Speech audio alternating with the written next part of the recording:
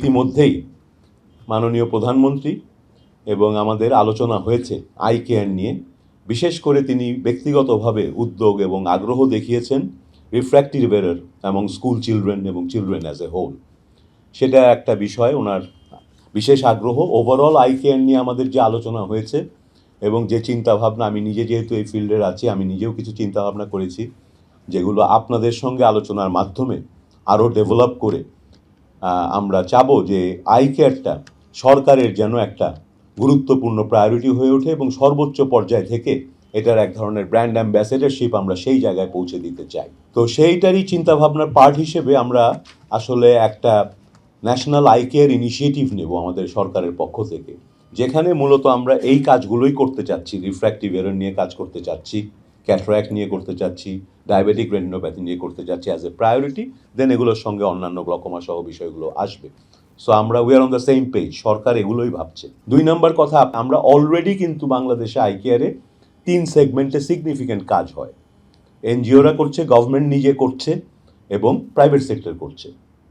এনজিওতে একটা ভিজিবল হচ্ছে, গভর্নমেন্ট এটা মনে হচ্ছে না, তারপরেও যা হচ্ছে সংখ্যায় কিন্তু সেটা বিশাল। প্রাইভেট সেক্টরেও যথেষ্ট হচ্ছে এবং ভিজিবলভাবেই হচ্ছে, কিন্তু আমাদের কমন রিপোর্টিং সিস্টেম নাই।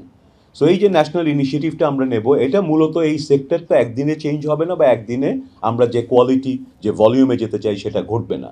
ফর্চুনেটলি আমাদের ম্যান্ডেট 5 বছরের জন্য। সো আমরা এটাকেও একটা 5 ইয়ার পার্সপেক্টিভে ইনিশিয়ালি দেখব। আর প্রথম ইয়ারে আমাদের ইমিডিয়েট কী কাজগুলো করতে হবে সেগুলোকে নিয়ে আমাদের ইনিশিয়েটিভটাকে প্রথম বছরের জন্য সাজাবো, যাতে এই বাজেট ইয়ারেই আমরা, যেমন আপনাদের প্রস্তাব আসছে যে আমাদের ডিস্ট্রিক্ট হসপিটালে অফথালমোলজির যে সুযোগগুলো কাগজে কলমে আছে সেখানে সঠিকভাবে প্ল্যানিং করে আমাদের ওটাকে এনহ্যান্স করা দরকার, সেগুলো আমরা সরকারের থেকে করব।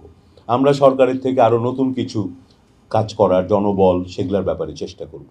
পাশাপাশি আমরা চাই যে এই ইনিশিয়েটিভটা একটা ন্যাশনাল ইনিশিয়েটিভ হোক, নট সরকারের, নট এনজিও, নট প্রাইভেট সেক্টরের।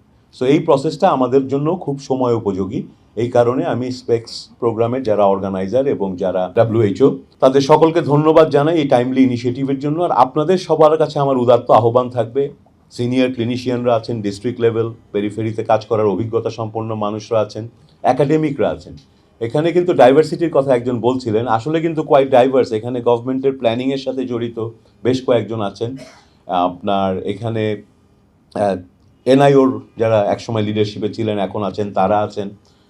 প্রাইভেট সেক্টরে কাজ করা ডাক্তার, অফথালমোলজিস্টরাও এখানে আছেন, যারা পুরো ক্যারিয়ার এবং সময় ব্যয় করেছেন মূলত প্রাইভেট সেক্টরে।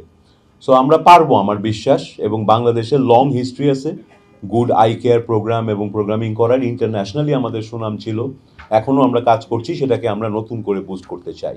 অনেকগুলো ভালো আইডিয়া এসেছে। ডায়াবেটিক রেটিনোপ্যাথি এবং গ্লকোমা ইমার্জিং ফিল্ড, এখানে হাই টেকনোলজি ব্যবহারের সুযোগ আছে। এখানে এআই এনহ্যান্সড স্ক্রিনিংয়ের ব্যবস্থা করা যেতে পারে। আমরা কমিউনিটি আউটরিচে আগের চেয়ে যাওয়া টেকনোলজির মাধ্যমে অনেক সহজ হচ্ছে।